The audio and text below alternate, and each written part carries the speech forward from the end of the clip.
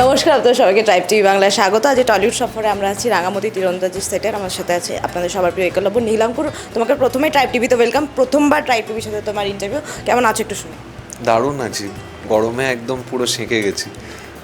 আর তার সাথে তো আউটডোরের শ্যুট কাজও চলছে, তার সাথে কীভাবে নিজেকে মেনটেন করছো এই টাইমটা একটু?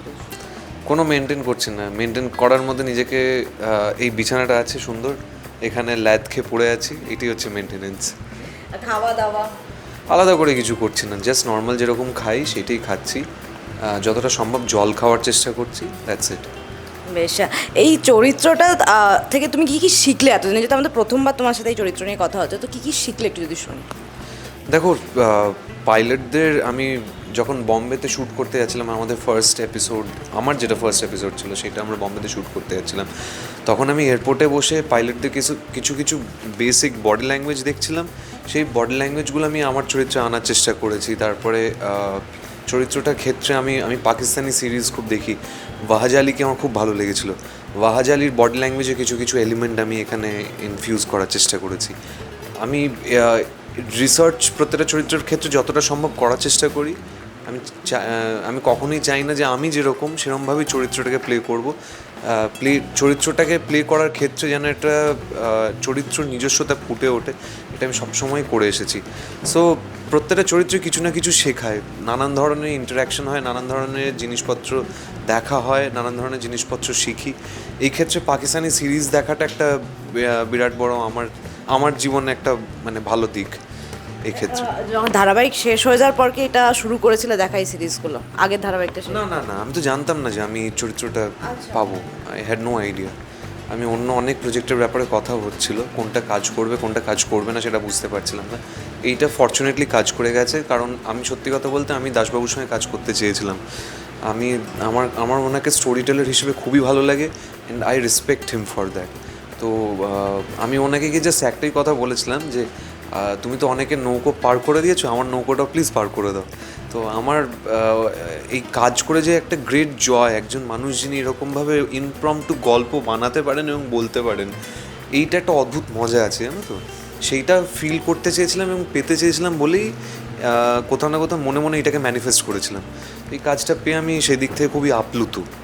বেশ, এই যে পাইলটের চরিত্র, প্লেন চালানো শেখা, এগুলো কি ভিডিও দেখেছিলে বা কোথাও কিছু? ও হ্যাঁ, আমাকে দিয়ে দাসবাবু শটে যাওয়ার আগে কিছু কিছু জিনিস রিসার্চ করতে বাধ্য করিয়েছিলেন, কারণ উনি চেয়েছিলেন যে কিছু কিছু জিনিস যেন অর্গ্যানিক হয়। উনি সব কিছু ডায়লগে বলে দেননি এবং বলেওছিলেন যে তোকে যা ডায়লগ আছে সেইটাই বলতে হবে, এখানে তা নয়, নিজস্ব কিছু জিনিসপত্র ভাব। তো উনি ওই জিনিসটা খুব পছন্দ করেন যে আমি যাতে নিজের থেকে কিছু ভাবি, নিজের থেকে কিছু বলি। তো সেই ক্ষেত্রে কিছু কিছু জিনিস রিসার্চ করতে হয়েছিল। আর যেটা তোমাকে বললাম যে বডি ল্যাঙ্গুয়েজ আমি বসে বসে দেখছিলাম, তো সেইগুলোকে ইনকর্পোরেট করার চেষ্টা যতটা সম্ভব। আর একলব্য যদি নীলাঙ্কুরকে কী কী দিয়েছে যদি জানতে চাই এই বছর? একলব্য নীলাঙ্কুরকে আলাদা করে কিছু দেয়নি। যেটা হয়েছে হচ্ছে যে আমার দেখার পরিধিটা অনেক বেশি বেড়েছে, এইটুকুই। নীলাঙ্কুরের পরিধিটা বড়, ওটা দিনে দিনে বড় হচ্ছে। এটা আর একটা চরিত্র যেটা এসছে, একটা মানুষ, চরিত্র বলবো না, মানুষ, যে মানুষটা আমাকে আরেকটা দিক খুলে দিয়েছে। বেশ, আস্তে আস্তে তো গল্পের মোড়ও নতুন দিকে এগোচ্ছে। আমরা রিসেন্টলি একটা দেখলাম ওই যে রাঙামতি কম্পিটিশন জিতে গেছে। আর কি কি আসছে আগামী দিনে চমকে? আহিরি আর রাঙার একটা সুন্দর টক্কর হতে চলেছে। সেই টক্করটা কোন দিকে নিয়ে যাবে গল্পটা সেটা আমি জানি না। তবে আগে যেটা হচ্ছে যে এখন অবধি রাঙামতি হিরে চুরি করে ধরা পড়েছে পুলিশের কাছে এবং পুলিশের কাস্টাডিতে আটকে রয়েছে। সো এই অবধি গল্পটা এগিয়েছে। এরপরে দেখা যাক যে মানে রাঙামতি আহিরির পর্দা ফাঁস করে দেয়, নাকি আহিরি অন্য কোনো নতুন মোড় নিয়ে ভালো দিকে ঘুরে যাবে, সেটা আমাদেরকে দেখতে হবে।